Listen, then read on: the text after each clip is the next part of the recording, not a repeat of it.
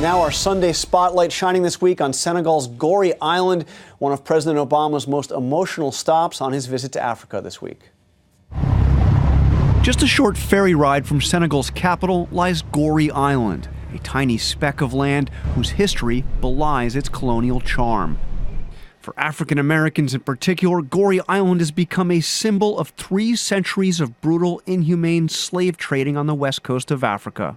White House reporter April Ryan has come here with 3 different U.S. presidents. What does this place mean to you? This is your 3rd time back here. I'm 5 generations removed from the last known slave in my family, and he was sold on the auction block in Fayetteville, North Carolina. As we talk, I'm getting goosebumps. A long list of VIPs have made pilgrimages here, among them President Bill Clinton, President George W. Bush, and of course, President Barack Obama. Also, Pope John Paul II and Nelson Mandela. When Mandela came here, just a year after he himself had been freed from prison, he insisted on coming into here, one of the small cells that was used to punish slaves accused of misbehaving. He spent some time in here alone. When he emerged, he had tears in his eyes. But Goree Island's true role in the slave trade is mired in controversy. Locals have claimed millions of slaves bound in chains were shipped from here to the New World.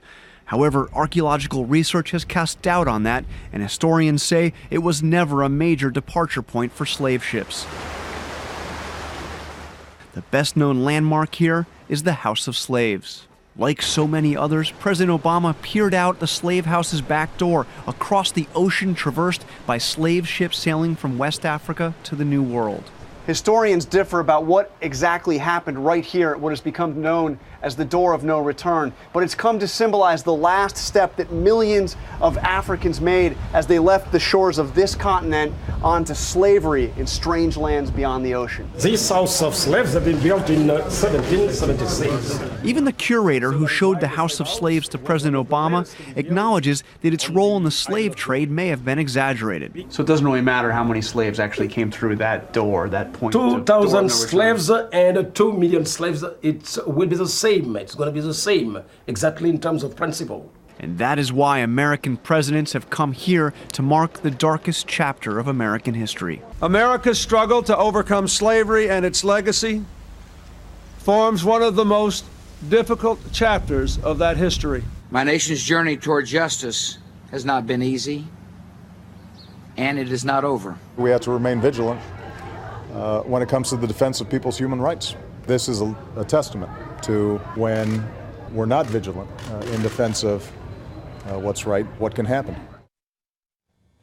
And now we honor our fellow Americans who serve and sacrifice. This week, the Pentagon released the names of 3 soldiers killed in Afghanistan and Qatar. That's all for us today. Thanks for sharing part of your Sunday with us. Check out World News with David Muir tonight from San Francisco. George is back next week, and we hope you will be too.